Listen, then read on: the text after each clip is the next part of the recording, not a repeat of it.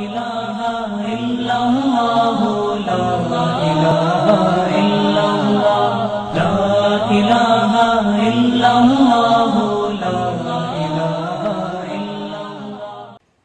پہلے ہم اپنا نفس اللہ کے سامنے تفویض کریں، اپنی خواہشات کو مٹائیں، پھر اپنے معاملات کو بھی اللہ کے سامنے پیش کریں اور تفویض کریں اور اس سے امید رکھیں.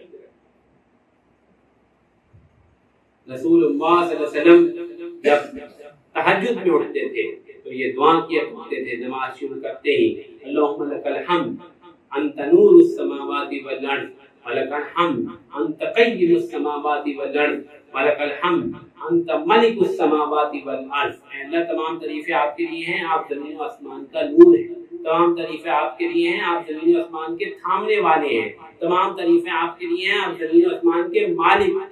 انت الحق، آپ حق، ووعد وقولک حق، آپ کی بات ووعدک حق، آپ کا وعدہ سچ، ولقاؤک حق، آپ سے ملاقات ہونی یقینی ہے.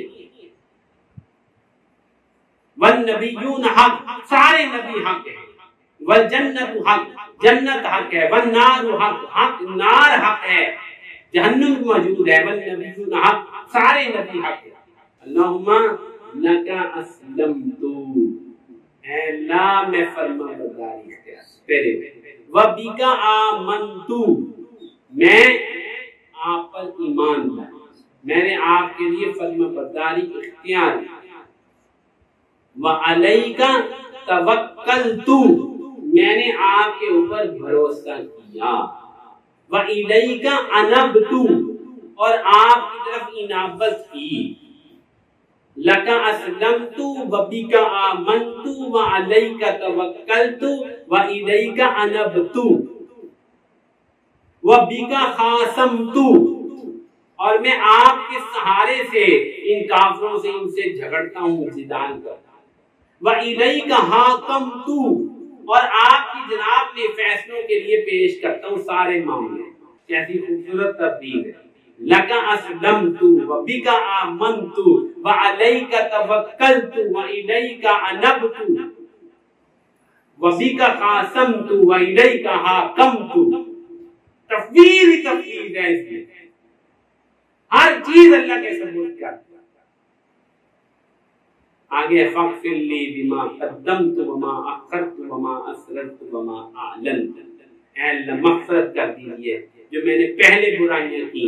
آپ تو معصوم تھے، امت کو سکھا رہے جو بعد میں کروں گا، جو میں نے ظاہر کی، جو میں نے چھپ کے کی. انت الہی لا الہ الا انت، آپ بادشاہ ہیں، آپ کے سوا کوئی نہیں. تو یہ تفویض جو ہے بڑی عظیم چیز.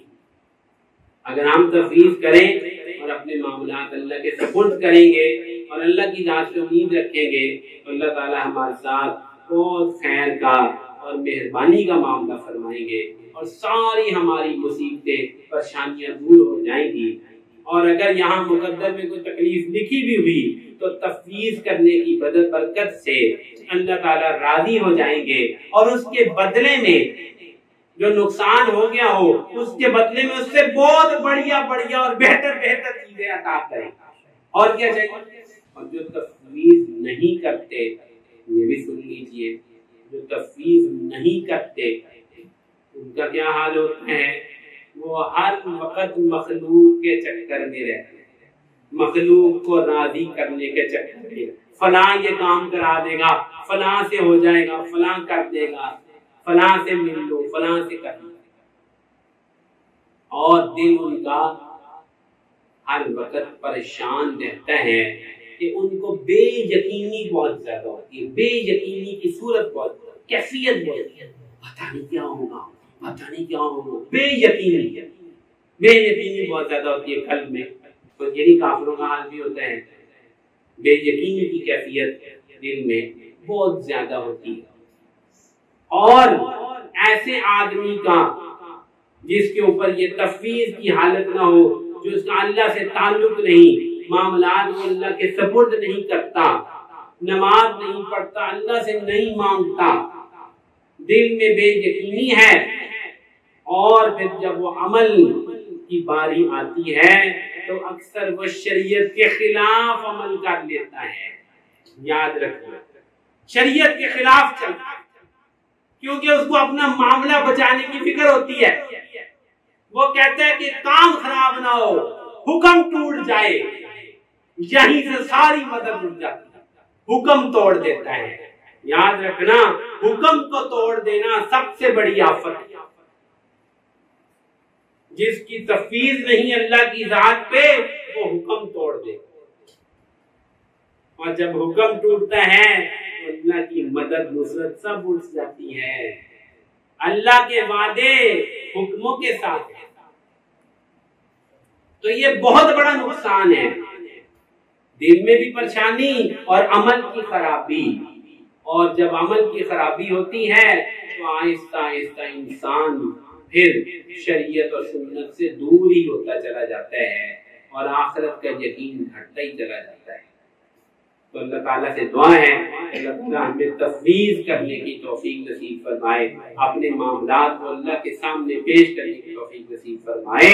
وآخر دعوانا ان الحمد للہ رب العالمین.